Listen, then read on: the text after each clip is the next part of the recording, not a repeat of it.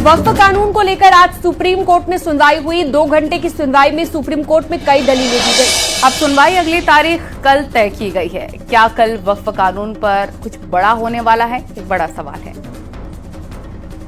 और आज की सुनवाई में सुप्रीम कोर्ट केंद्र सरकार से 4 सवाल सुप्रीम कोर्ट ने पूछे हैं कि क्या मुसलमानों को हिंदू धार्मिक ट्रस्टों का हिस्सा बनने की अनुमति देने को तैयार है। वक्फ बाय यूजर संपत्तियों को कैसे पंजीकृत करें, सवाल ये भी है।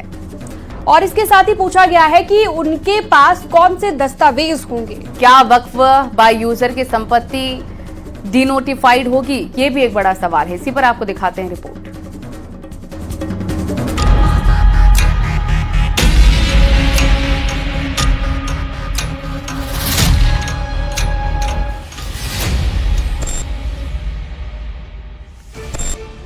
वक्फ कानून को लेकर आज 2 घंटे से ज्यादा सुप्रीम कोर्ट में सुनवाई हुई।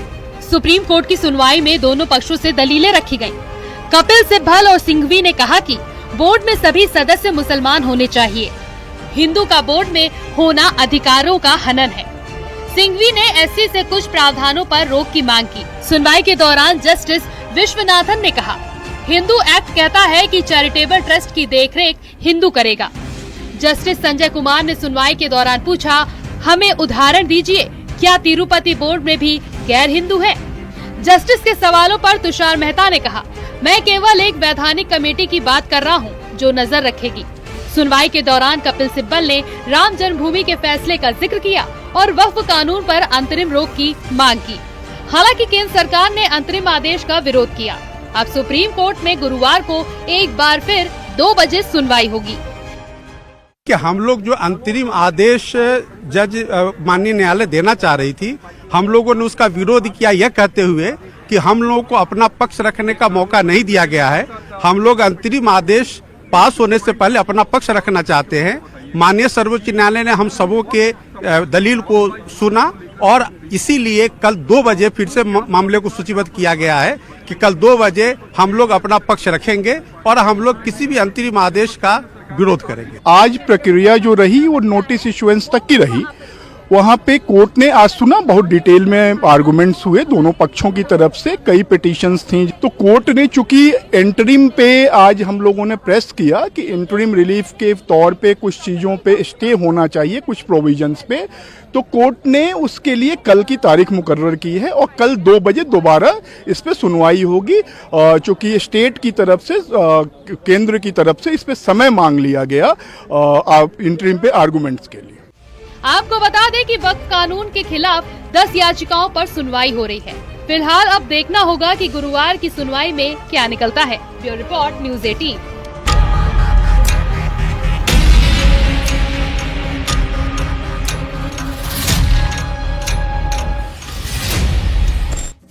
और इधर वक्फ विरोधी प्रदर्शनों के दौरान पश्चिम बंगाल में हुई हिंसा और आगजनी की खबरें चिंताजनक हैं। ऐसे में बड़ा सवाल ये कि आखिर खुलेआम कानून को चुनौती देने वाले और हिंसा करने वाले उपद्रवियों का इलाज क्या है। शांति, सुरक्षा और सुशासन के लिए अगर डर जरूरी है तो वो डर सही है और शायद यही वजह है कि पश्चिम बंगाल में भी योगी आदित्यनाथ को बुलाया जा रहा है। बीजेपी नेता शुभेंदु अधिकारी ने भी अपील की है कि योगी बंगाल आए और हिंदुओं की जान बचाएं।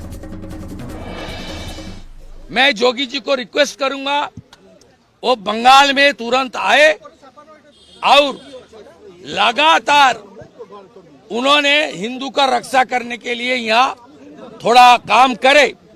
जोगी जी का भी बंगाल में जरूरत है और किस तरीके से उन्होंने यूपी में दंगाई को सबक सिखा रहा है, वो बंगाल का हिंदू जनता को आकर बोल के थोड़ा हौसला बुलंद होना चाहिए।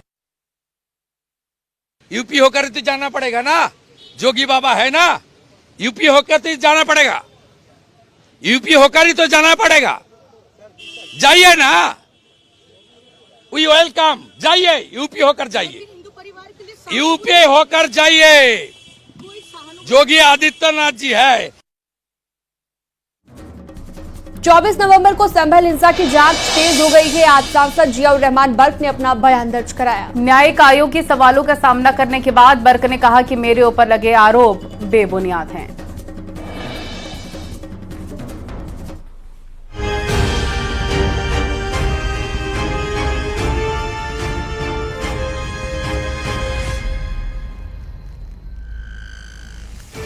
संभल हिंसा पर एक बार फिर से पूछताछ का सिलसिला चला। संभल से समाजवादी पार्टी के सांसद जियाउर रहमान बर्क से पूछताछ हुई। संभल हिंसा मामले में न्यायिक आयोग के सामने जियाउर रहमान बर्क ने बयान दर्ज कराया है। की बात है, आरोप चीज अलग होती है और उसको साबित करना अलग रहता है। आरोप मेरे ऊपर लगाया गया है, लेकिन मैंने पहले से ही कहा है कि वो गलत है, और क्योंकि मैं देश की जनता के द्वारा चुना गया एक देश की सबसे बड़ी पंचायत का सदस्य हूं, और मेरा मकसद इस देश के अंदर कानून, विश्वास पे, संविधान पे यकीन रखते हुए आगे इस देश की तरक्की का है। और इसलिए जो चीज आरोप लगाए गए हैं, ये उम्मीद है कि मुझे माननीय न्यायालय पे विश्वास है कि वो चीज, सारी चीज खत्म होंगी और मुझे इंसाफ मिलेगा। बर्क के साथ साथ न्यायिक आयोग की टीम ने सपा विधायक इकबाल महमूद के बेटे सोहेब इकबाल का भी बयान दर्ज किया है। न्यायिक आयोग की टीम के सदस्य ए.के. जैन ने बताया कि घटना कैसे हुई, ये पूछताछ की गई। इससे हमारा कोई वास्ता नहीं है, क्रिमिनल केस से हमारा कोई संबंध नहीं है। हम तो घटना के बारे में जानने का प्रयास कर रहे हैं, घटना क्यों हुई, उसके लिए कौन जिम्मेदार था, घटना आगे भविष्य में ना हो इसके लिए क्या प्रबंध किए जाए। फिलहाल सबकी नजर इस पर टिकी है कि क्या पूछताछ में निकलकर सामने आता है और क्या इसमें किसी साजिश का पर्दाफाश होता है। आयोग की रिपोर्ट के आधार पर आगे की कार्रवाई तय की जाएगी। संभल हिंसा की जांच कर रहे न्यायिक आयोग के सामने आज संभल से समाजवादी पार्टी के सांसद जियाउर रहमान बर्क ने अपने बयान दर्ज करवाए। बयान दर्ज करवाने और पूछताछ की ये प्रक्रिया करीब 4.5 घंटे तक चली। कैमरामैन अनिल के साथ ऋषभमणि त्रिपाठी, न्यूज़ 18 लखनऊ।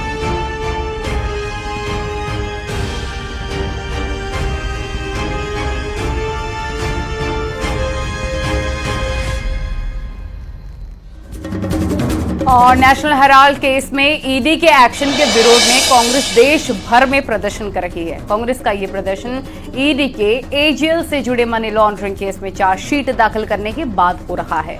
मंगलवार को इस मामले में ईडी ने अपनी पहली चार्जशीट कोर्ट में दाखिल की थी। 25 अप्रैल दिल्ली की राउज एवेन्यू अदालत ये तय करेगी कि जांच एजेंसी ने जो चार्जशीट दायर की है उस पर संज्ञान लेना है या नहीं लेना है।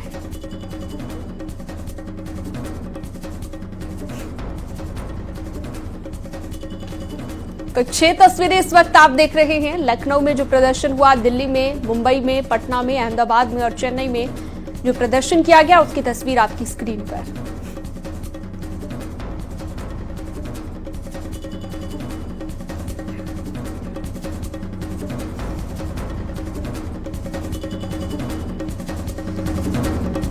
कांग्रेस के प्रदर्शन पर अब सियासी संग्राम भी छिड़ गया है। बीजेपी ने कांग्रेस पर हमला किया। बीजेपी ने कहा कि धरना और प्रदर्शन का अधिकार कांग्रेस को है, लेकिन देश में लूट मचाने का अधिकार नहीं है। कांग्रेस पार्टी बहुत परेशान है, देश भर में धरना देने की बात कर रही है। धरना देने का अधिकार उनका है, लेकिन जमीन और फंड लूटने का अधिकार नहीं है उनका।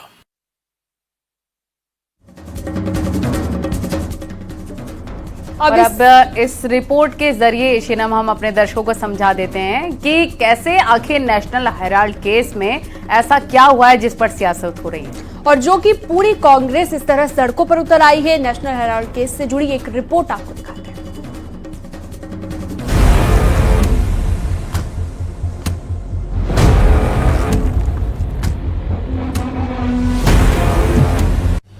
कानूनी शिकंजा कसने लगा तो नई सियासी टेंशन शुरू हो गई, क्योंकि इन्फोर्समेंट डायरेक्टरेट यानी ईडी ने कांग्रेस के सबसे बड़े नेताओं के नाम अपनी चार्जशीट में दर्ज कर दिए हैं। नेशनल हेराल्ड केस में तफ्तीश कर रही जांच एजेंसी की पहली चार्जशीट में जो 7 आरोपी बनाए गए हैं, उनमें सबसे ऊपर सोनिया गांधी और राहुल गांधी का नाम है। फिर Suman Dubey, Sam Pitroda, Sunil Bhandari, young India company और डॉटेक्स मर्चेंडाइज कंपनी को आरोपी बनाया गया है।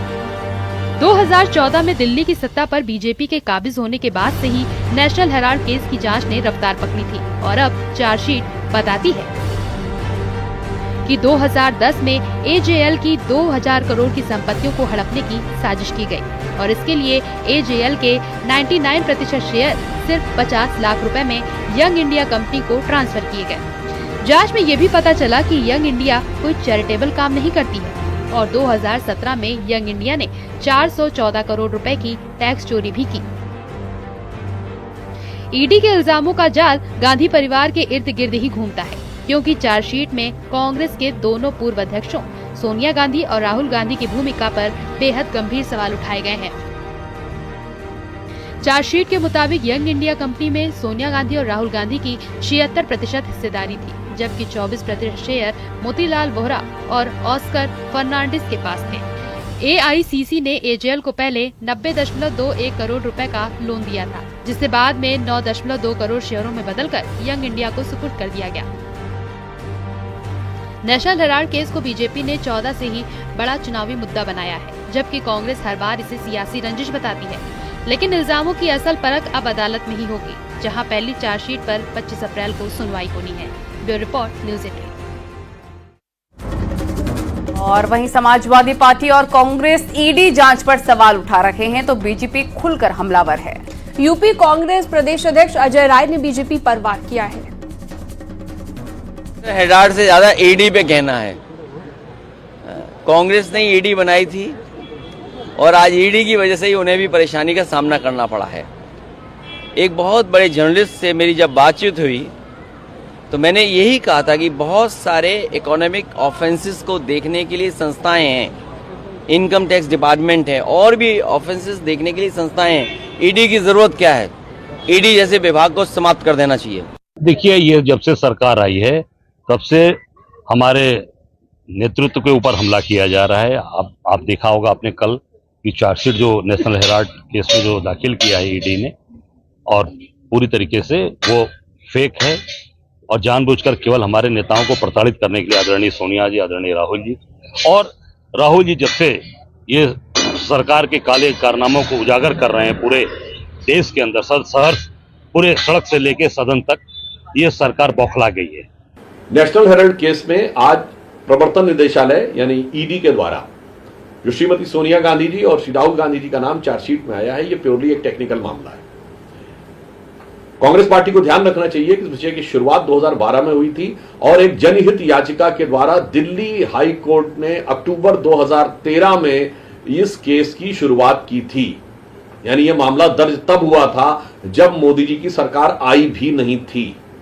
अतः कांग्रेस पार्टी का इस पर राजनीति करने का आधार नहीं बनता है। टेक्निकली देखें तो यह भारत के इतिहास का एक विचित्र मामला है, जिसमें कोई एक ऐसी कंपनी 90 करोड़ की देनदारी में बिक गई जिसके पास हजारों करोड़ की संपत्ति थी, जो किसी के द्वारा समझ में आने वाली बात नहीं है। एक तरफ सोनिया और राहुल गांधी की मुश्किलें बढ़ती दिख रही हैं, तो दूसरी तरफ प्रियंका गांधी के पति और कारोबारी रॉबर्ट वाड्रा पर भी ईडी ने शिकंजा कस दिया है। और आज दूसरे दिन लगातार रॉबर्ट वाड्रा से ईडी के अधिकारियों ने पूछताछ की है। कारोबारी और सोनिया गांधी के दामाद रॉबर्ट वाड्रा से हरियाणा भूमि सौदे से जुड़े मनी लॉन्ड्रिंग मामले में पूछताछ हुई है। इसी से जुड़ी आपको रिपोर्ट दिखाते हैं।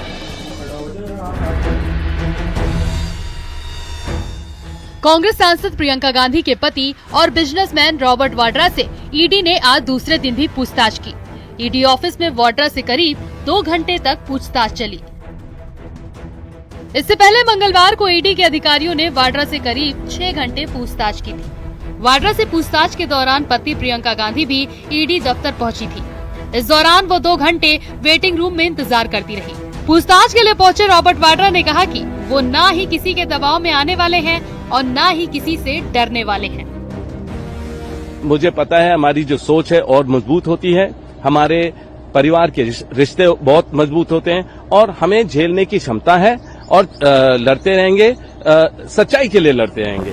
आपको बता दें, ये मामला हरियाणा के शिकोहपुर में जमीन सौदे और उससे जुड़े मनी लॉन्ड्रिंग की जांच से जुड़ा है। ईडी रॉबर्ट वाड्रा की कंपनी स्काईलाइट हॉस्पिटैलिटी में हुए पैसों के लेन देन की जांच कर रही है और इसी सिलसिले में उनसे पूछताछ की है। Bureau report, news 18। लखनऊ में सीएम योगी ने नगर विकास विभाग की समीक्षा बैठक की है। इस बैठक में सीएम योगी ने कहा, प्रयागराज के शिवालिक पार्क की तर्ज पर मथुरा वृंदावन में कृष्ण लोक पार्क बनाया जाएगा। अयोध्या में लवकुश पार्क और श्री पुरुषोत्तम राम दर्शन अनुभव केंद्र का निर्माण किया जाएगा। इसी महीने में प्रयागराज और वाराणसी का म्युनिसिपल बॉन्ड आएगा।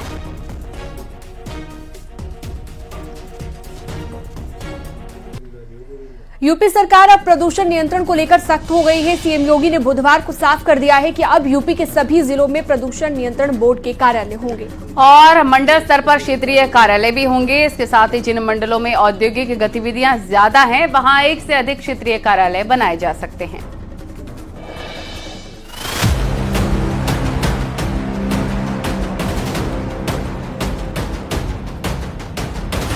यूपी में प्रदूषण नियंत्रण को लेकर और ज्यादा सख्ती बरती जाएगी। मुख्यमंत्री योगी आदित्यनाथ ने बुधवार को हुई समीक्षा बैठक में उत्तर प्रदेश प्रदूषण नियंत्रण बोर्ड के कामों की गहराई से समीक्षा की और इसके पुनर्गठन की दिशा में अहम निर्देश भी दिया। सीएम ने कहा कि बदलते समय और नई पर्यावरणीय चुनौतियों के अनुसार बोर्ड को नए ढांचे और सोच के साथ काम करना होगा। मुख्यमंत्री ने निर्देश दिया कि राज्य के सभी 75 जिलों में प्रदूषण नियंत्रण बोर्ड का कार्यालय होना चाहिए। अभी केवल 28 क्षेत्रीय कार्यालय हैं, जो 75 जिलों के लिहाज से बेहद कम है। उन्होंने कहा कि 18 मंडलों में क्षेत्रीय कार्यालय फिर से बनाए जाएं और फिर जिन मंडलों में औद्योगिक गतिविधियां ज्यादा हैं, वहां एक से अधिक क्षेत्रीय कार्यालय खोले जाएं। सीएम योगी ने कहा कि बोर्ड को नए दौर की पर्यावरणीय चुनौतियों से निपटने में सक्षम बनाना जरूरी है। इसके लिए ठोस अपशिष्ट, तरल अपशिष्ट, खतरनाक कचरा, ई वेस्ट और बायोमेडिकल वेस्ट के प्रबंधन के लिए अलग अलग सेल बनाए जाएंगे। इसके अलावा लोक शिकायतों के समाधान, पर्यावरण जागरूकता और आर्टिफिशियल इंटेलिजेंस आधारित निगरानी के लिए भी अलग यूनिट्स गठित की जाएंगी। Bureau report, news 18। और लखनऊ में आज मायावती ने बैठक की। बीएसपी की बैठक में पार्टी के तमाम पदाधिकारी मौजूद रहे, लेकिन आकाश आनंद की गैर मौजूदगी कई सवाल उठा रही है। 40 दिन के बाद पार्टी में वापसी के बाद अभी तक आकाश आनंद को कोई जिम्मेदारी नहीं दी गई है। इसी को लेकर एक रिपोर्ट आपको दिखाते हैं।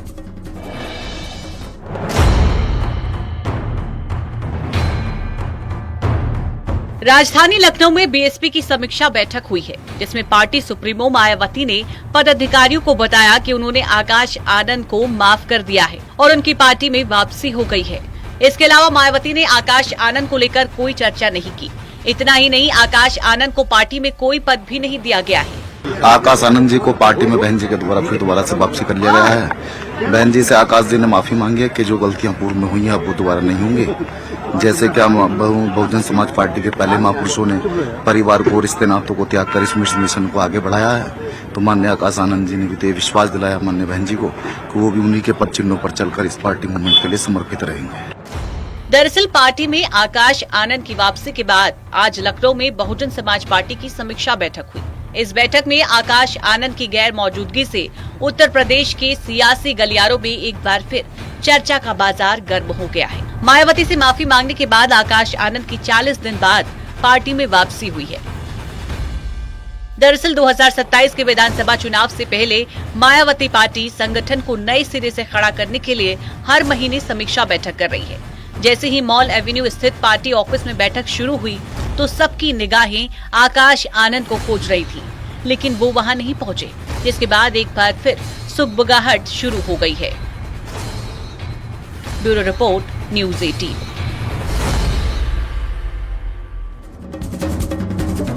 और वक्त एक छोटे से ब्रेक का है। न्यूज़ 18 पर खबरों का सिलसिला लगातार जारी है।